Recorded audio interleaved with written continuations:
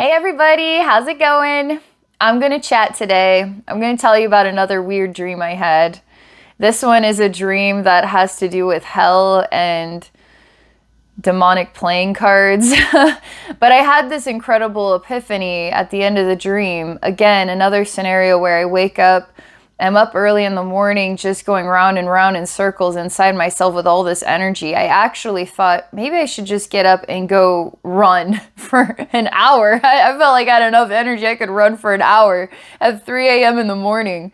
And I was like, no, I need to just lay here and wait for time to pass. But there's other things that I can do in this time, like think about things and do journeys into stuff. But naturally, when you're in between that, I don't know, awake, asleep, you're trying to go back to sleep, can't really go back to sleep, you're too awake, you're kind of in between. You're a bit scattered, okay? So you can't have very grounded and intelligent, successful processes of thoughts oftentimes. I've been having more epiphanies lately, so maybe you can be successful. But anyway, I did end up falling asleep in there, and I fell into a very deep sleep. And I'll give you just some basic details. The dream revolved around being in this epic cosmic library, okay? And it wasn't just about books, because part of my role was to keep the books organized, and I worked with other people to organize these books. And I was at different ages. I was a kid, I was a teenager, I was in my 20s, I was in my 40s. I was at different ages. And so I'm trying to manage this library at different ages. I also exist in different places, and one of the places that I exist in was a full-fledged place. It was Boston. I've never even been to Boston, but Boston was in my epic library, cosmic library dream, and I was there. I was there in some kind of park. And while in Boston in this park, I was in my 20s. This is the hell part, okay? And I was there with these two other guys. So there was three of us, and we were in a gazebo. And we were in dire straits because we didn't have the money to pay our rent. And we had no means to work a job or to get money to pay the rent. I don't even know where we were living. Like I didn't even see the house or the apartment. We were just in a gazebo talking about this in Boston in my epic library dream, okay? So one of these guys has this brilliant idea, and in his pocket there's this deck of cards, and they're the cards of the devil, okay? And if we can use these cards, we can summon some help from the devil. This is literally in my dream. And I'm kind of standing there a little perplexed, and this guy, you know, he takes out this little cardboard sheet. It's yellow, has other like pictures on it, and he's already pulling out cards. And these cards aren't anything like we're going to make money, or they're not what the devil can do for us. It's what we could do for the devil. And it's all about breaking our bodies down into freakish things. Okay. And so as he's putting down the first card, my body is becoming deformed. I remember one in particular, and I'll tell you what the one is.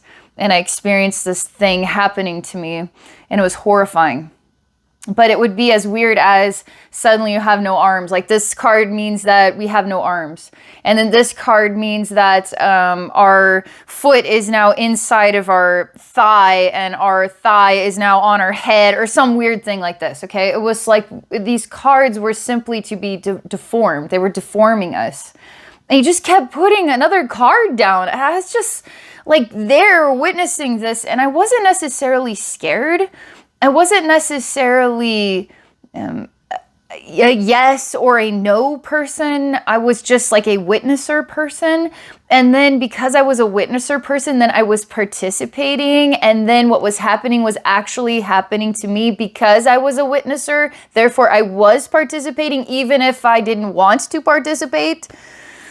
So the gross one that I remember was the card said that the eyeballs will get sucked into the head, and then they will go into the throat, and that you will feel this. And then if you swallow, your eyeballs will go into your stomach, where your stomach will digest your own eyeballs. And when he laid this card down, I was like, inside me, and I think even on the outside, because I remember the experience of like, no. And I was like, oh God. And my eyeballs were going in, and they were going into my throat. And I became this morbid thing, okay? In my dream. This was my dream. After waking up and I was going to go for a run and all these thoughts, and yeah, I'm a little disconnected and I'm a little all over the place, and I fall asleep and I crash into this weird dream, and I'm going deep. And I'll tell you what the crazy epiphany I had from this weird deck of cards, and the weird things that were changing me into this grotesque remains, okay? And it was this. It was that I'm going to still be okay with how I am different. And if I don't know how to accept or to embrace what has deformed me, I'm going to still try. I'm still going to try. And I know that I'm not going to be familiar with this person. I don't know how to relate to what I've become in such a short period of time. But I'm going to learn how to love me no matter what. And then alarm clock goes off, bam, I wake up, and naturally I'm just like, can't even believe I had this dream. So I did a journey into it, and I asked God to give me some more insight into the meaning of this dream. My friend was telling me, maybe there was some dark entities that were influencing the dream, and I thought, sure, why not just see? And I don't often give credit to anything outside myself as controlling my life. I feel like my life is divinely guided. And so if there's something that is cruel or evil out there, it is a part of my purpose to have an interaction or an exchange, because it is going to better my life. It is not going to destroy me. Only I can destroy myself. Okay? Even if it appears that it definitely is destroying you, look at you now. You have no eyeballs. They're in your throat. You're going to swallow them into your stomach. You're gross now. You're a freak now. Look what was done to you. It destroyed you. I can still say, no, it did not. I'm still going to find a way to live and embrace this strange new me and accept this event in my life. I have the power to do that, you see? So I did a journey, and it wasn't about entities controlling my dream. I saw a picture of myself represented as a human transformed into a werewolf. And I was all bloody and mangled, and I had these really long nails, and I was clawing, okay? And it was like this monster within. And this is the one specific detail that I remember, is this. The monster within. And I'm going to pause for just a moment, because I want to reflect on this for just a moment. I have so many thoughts about this monster within now all of a sudden. It was so clear when I did the journey how it all tied together, but now it again is a mystery to me in my mind, but not so much. Do you ever feel like life happens and you had an opportunity to say something you never did, and somehow you transform on the inside, and some part of you is screaming at yourself because you should have done something differently, and now this is what you have become? And that monster within, why is it there even? Why do we even let that happen? Why do we let that happen to ourselves? At what level of my mind was I okay with me in that dream experience with those cards? And in what level of my mind you could say my subconscious was not okay with it? And which part of me was I choosing to listen to? My heart. I drew a picture, actually. I'll be right back. I'm going to show you guys this picture. All right, you ready to see this picture? This is the picture.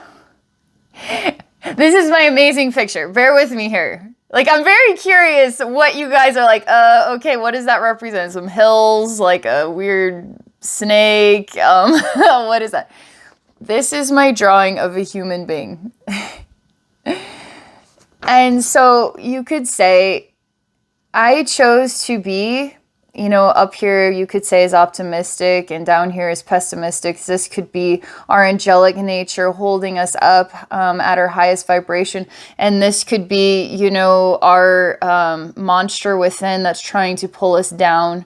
And this could be even your whole life, okay? I like how I tried to perfect the line and I didn't, because that's also what being a human looks like. And this represents a lifetime. And this represents a day even. Like, I had this great moment, then I had this not so great moment, then I had this great moment, I had this not so great moment. This can represent a day, this could represent a week, this could represent a month. Which part of yourself are you choosing to be an expression of? I feel like on top of the hill and then down in the valley, these are parts of the movement of our self-expression. But in this representation of a human, what if all these waves are just our thoughts, our consciousness or subconsciousness, and somewhere in here there's an unconscious behavior. That's like the not recognized neutral line here. That's like where we're in action, but we have no idea what we're doing. It's like, I just drove for 2 hours and I don't even remember it. That's like this unconscious state. But this is happening. But where is the heart in this picture, Maybe it's the whole picture. It's even the white space. Like, it's everything. The heart is everything. Anyway, this is that other picture if you guys watched that video. This is my last drawing. I shared this one with God, and there's the heart is speaking on the inside, and there's the thoughts going around, and this is me in the morning when before I have these weird dreams, apparently. All right. I'm going to do one quick journey, one more time here with you guys this time. I remember so distinctly looking at that werewolf part of me and the monster within, but the dream and the decision to still love me no matter how my life or how this moment in time had altered me, I was still going to love me. So God, if you could tell us all anything else about this dream, wisdom to really empower us and give us new perspective, some epiphanies here, we're all about that stuff. So what would you like to share?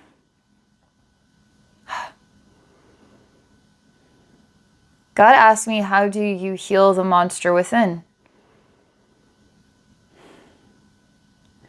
I say, if I'm to be always authentic, the first thing that comes to me is I see myself still in the gazebo somehow. And I leave the gazebo and I go to the me that is the monster within me. And I don't like her. And I tell her this. I just say, I look her up and down and I say, I'm going to be honest with you, I don't like you. And I give her room to be honest with me about what she wants to say to me. Maybe she'll say she doesn't like me either. I don't know what she's going to say. She says you don't like me because I am a monster. I say I don't like you because you lost yourself. You lost control of who you are and you became transformed into this, and this is not you. And she cries and she becomes a child. Just like in the dream, at times I was a child trying to balance out this library, trying to put the books in order, and I was up against other difficulties, things that I wasn't old enough to accomplish yet, or I wasn't understanding something. And I couldn't do the job, you could say. And it made me feel bad, made me feel confused.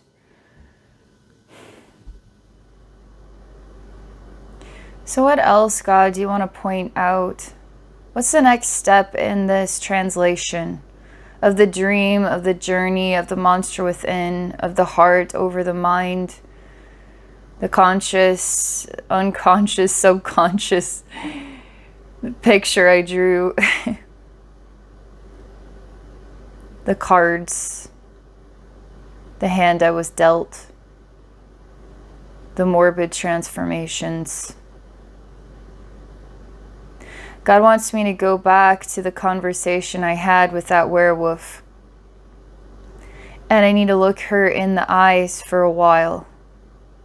And how this conversation is making her feel.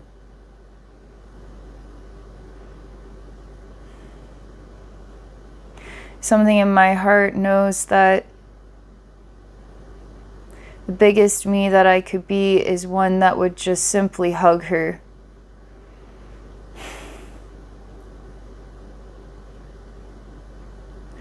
And I tell God that I can hug her. I have this concern that when you are soft on this aspect, if I'm soft on this aspect, that she's not doing the work that she needs to do to overcome this. And maybe I'm not opening the door enough to understand that for her to do that work, she needs also love and nurture. Perhaps that's also a message about the mind over the heart.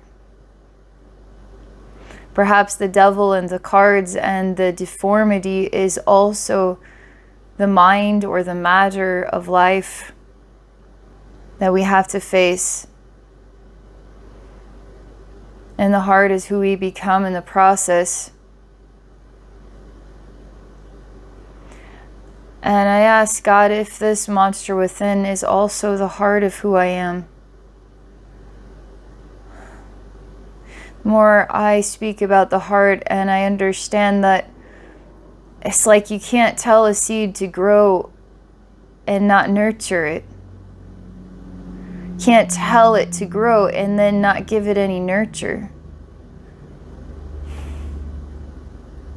And I can't tell this werewolf to get with the program here, get it together without helping her with love.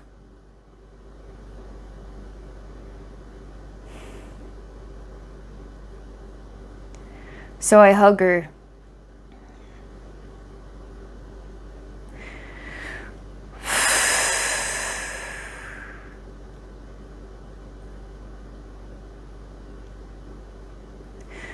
And she whispers something like this: I hope one day I will be who you want me to be.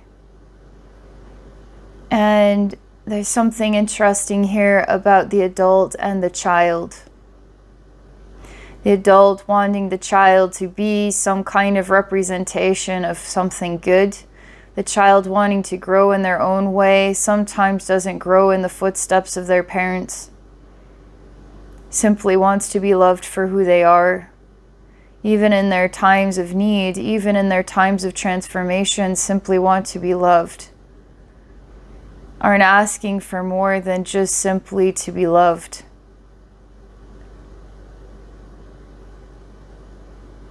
I say, this is a darn good message. This is such a good message. Is there anything else, God, about the dream and this journey now that you would really like for us to know? Because my life experiences and what I learn when I share them, I give people an opportunity to have their own epiphanies and to have their own discoveries for themselves. And it really goes to show the importance of the connections that we make with one another. That we are a world full of people, not people that are cut off from people.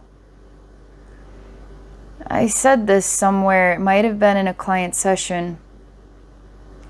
I felt inspired to say how very important it is that we remember that every single person on the planet is coming to the table with a very special talent, with a very unique skill. And if we don't nurture the people in our world, we aren't nurturing those skills and we aren't working together. So let's say one person's skill is writing, one person's skill is math, one person's skill is art, one person's skill is singing, and one person's skill is cutting hair. And if we didn't have each other, do you see all the missing pieces of this puzzle? But now the hair cutter can help all of the people that are good at reading or writing, math, science, art, and now the person with math can help the hair cutter and the reader, writer, the science person. Like, do you see how important we are when we come together and we connect with each other? So if I were to describe my specific skill, I'd say I really like observing the world that I live in. I like embracing the experience of being human. I like the challenge of embracing it. I didn't come here to learn how to transcend being human. I came here to learn how to embrace being human. I came here to feel my emotions. I came here to fall apart and to find myself again. I came here to be confused and perplexed. I came here to learn in this epic cosmic library. I came here to face the very devil cards that deformed me and the voice I chose not to express, but I told myself I would still love me no matter what I became after this. And I wasn't afraid to open the door to the experiences that my higher self has in store for me. I'm not going to block the universe out of my life, out of my heart, out of my mind. I'm not going to be afraid, even when I am afraid. Sometimes when I'm afraid, I will cry and I'll tell my higher self, because I choose to be authentically who I am. And I'll say to my higher self, I'll say, I'm scared. And sometimes I feel scared. I feel scared for what these kids are going to have to go through if we can't figure this world out. And I don't know that fear is actually necessary. But sometimes I feel it. And I'm not going to hide from it. I'm not going to rise above it and say I'm better than that fear. I'm going to be the character in that story that's not afraid to be me. And then my higher self tells me it's okay to be afraid sometimes. And for some reason, that was the nurture that my wolf within needed in order to grow into the strongest me again. And then we've got this picture of a human being, right? This. I think it's upside down now, maybe right side up. I guess it doesn't matter, because a human being is all these ways. All right, you guys, thank you for watching. Please, if you found this message meaningful, don't be shy. Subscribe to my channel, like the video, hit the notification bell, share my content. I would love to see my YouTube channel grow. There's a lot of you subscribers that have been here from the beginning, and you've been rooting for me for a long time. And some of you have said the kindest things, that you would really love to see me coming out into the world and having more visibility. And I want to thank you for always being there for me and supporting me over these years. And I feel that 2023 is a year full of opportunity and exciting new things. And I feel myself coming out of the woodwork as well. And I think there's a divine time for everything. So thank you all for being a part of this. I hope this message is meaningful and supportive for you. I also offer psychic sessions. I love to take a look at anything, literally anything. A human thing, spirit thing, physical ailment thing, future thing, past thing, anything. I love to take a look at it. I use the same journey technique. And we'll just dive into it and see what it looks like, see what the energies are like, and we alter those vibrations from discomfort into love, and we just do it authentically. And so I offer sessions. You can book a session at my website at abbeynormalswisdomquest.com. So you can check me out there. Hope you're all having a great day, and bye for now.